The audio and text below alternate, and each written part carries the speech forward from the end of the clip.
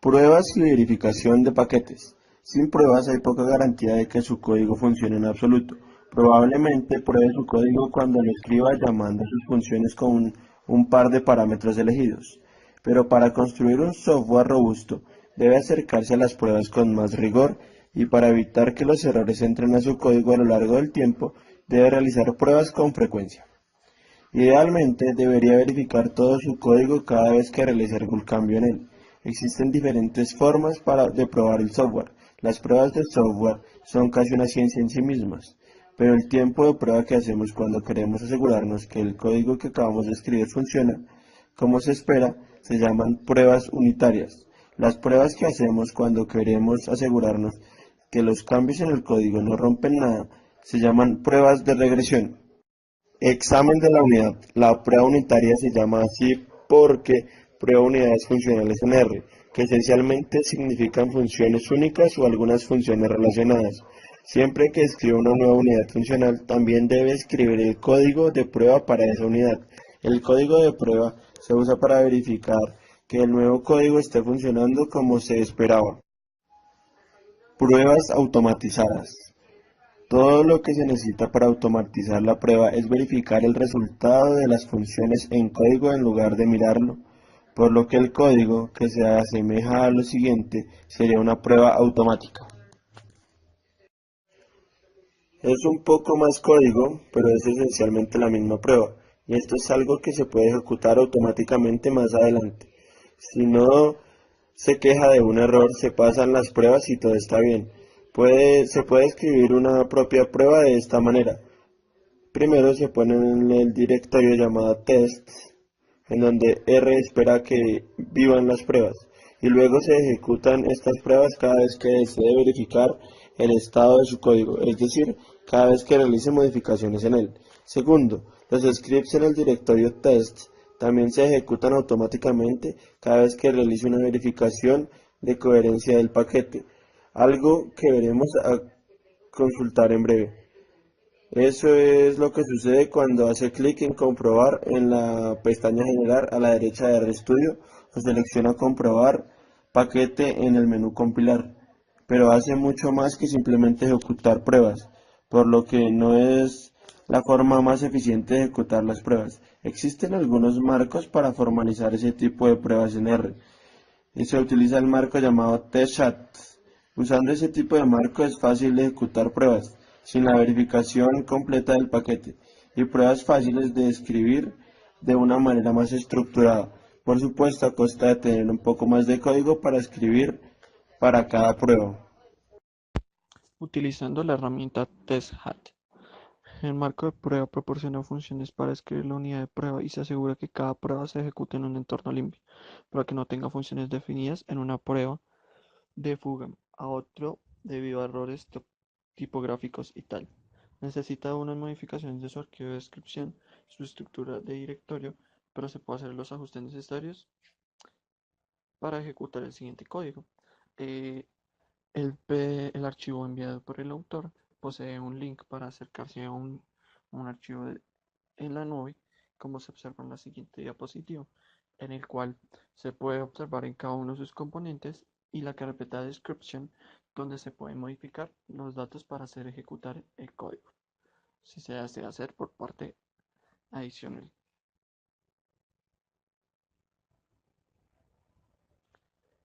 Para utilizar la función DevTools es TestHat, que es nuestra función para ejecutar el código de verificación. Esto agrega la prueba de los paquetes suggest, hace que el directorio pruebe y pruebe el archivo pruebe testhat.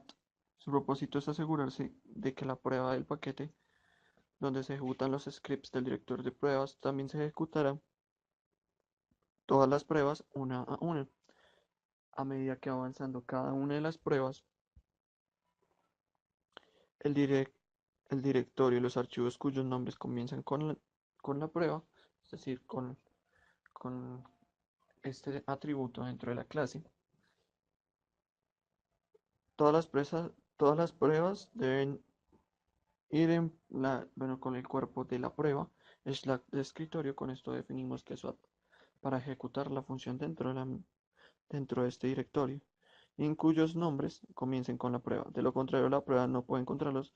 Las pruebas están organizadas en contextos y pruebas para hacer el resultado de ejecutar las pruebas es más legible. Si falla una prueba, no solo se desea saber si alguna prueba falló en algún lugar, pero se desea la información sobre la prueba que falló y dónde. Esto es proporcionado por contextos. Esto teniendo en cuenta que cada uno de los directorios debe estar correctamente declarado con el fin de que al ejecutar dicha función la encontremos y pueda hallar esto. Un ejemplo de este tipo de chequeo para el área y la circunferencia de rectángulos se verá de la siguiente forma, en donde vemos cómo tienen la extensión extec equal como paquete de verificación.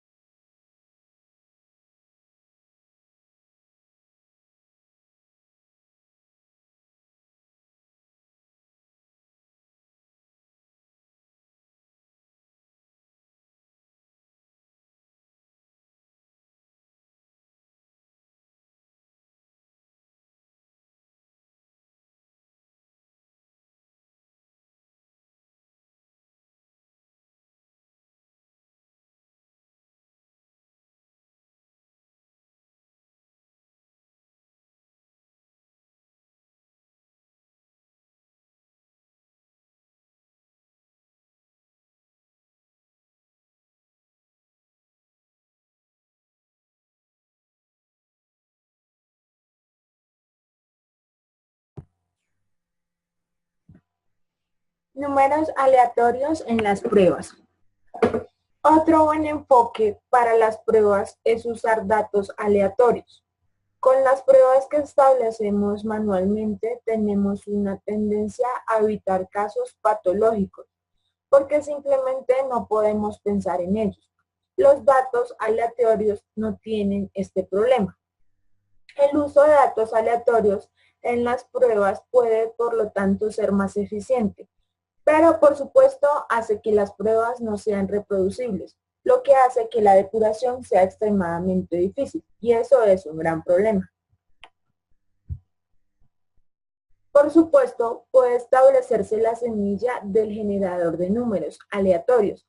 Eso hace que la prueba sea determinista y reproducible, pero no tiene en cuenta el objetivo de tener pruebas aleatorias para comenzar. Así pues, a modo de solución, podemos escoger una semilla aleatoria y recordar su establecimiento como semilla, para luego, como sabemos cuál fue la semilla aleatoria, podemos configurarla de nuevo si la prueba falla y depurar desde allí.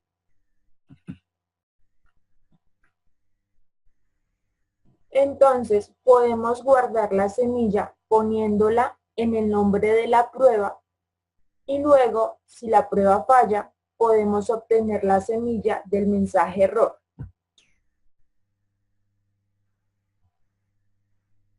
Prueba de resultados aleatorios.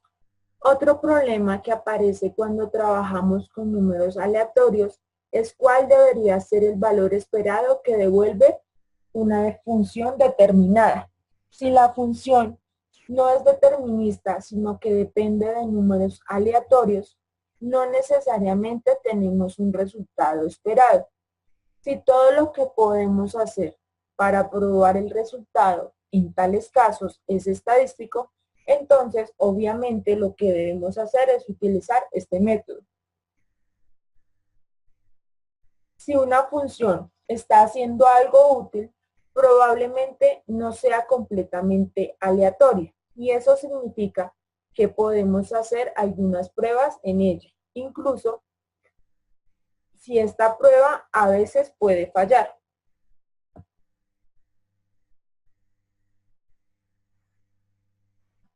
Entonces, a manera de ejemplo, podemos considerar estimar la media de un conjunto de datos, tomando muestras de él.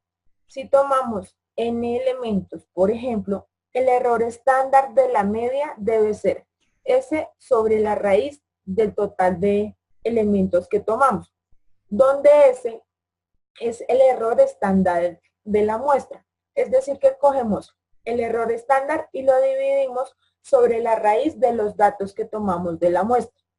Esto significa que la diferencia entre la media real y la media de la muestra, entre la media poblacional y la media muestral, debe distribuirse mediante una distribución normal, con media que tiende a cero y pues la desviación. Entonces, en el siguiente código, normalizamos la distancia entre dos medios dividiéndolo con S sobre raíz de n. Luego, seleccionamos un umbral de significancia que solo debe alcanzarse una vez cada 1000. Pero entonces en este caso lo que hicimos fue escoger que solo se alcanza uno de cada 2000. Por ende, se espera que esta prueba falle una vez en 1000, pero no podemos obtener certeza absoluta cuando los resultados son en realidad pues aleatorios. Si esta prueba fallara una sola vez, no nos preocuparíamos, pero si falla más de una vez, un par de veces más, por ejemplo, es menos probable que sea una casualidad. Por ende, debemos darnos a la tarea de explorar lo que está sucediendo. Así pues, la comprobación de un paquete para su consistencia, es decir, comprobar la consistencia de un paquete, lo podemos hacer de dos maneras. La primera es darle clic en comprobar a la pestaña general a la derecha de RStudio. Y otra manera es dar clic en el paquete comprobar en el menú compilar, donde ejecuta las pruebas de la unidad y mucho más. Por ejemplo, llama una secuencia de comandos para que estos comandos ejecuten una gran cantidad de comprobaciones de coherencia, lo que permite que nos aseguremos de que nuestro paquete está en buena forma. Por ende, verifica que todas sus funciones estén documentadas, que su código cumpla con ciertos estándares, que sus archivos estén en los directorios correctos, es decir, que no hayan archivos transcritos donde debería haber uno, hayan dos, o que se proporcione toda la metainformación necesaria. Este fue el resumen del capítulo 12 del libro Beginning Data Science in R, del grupo 7.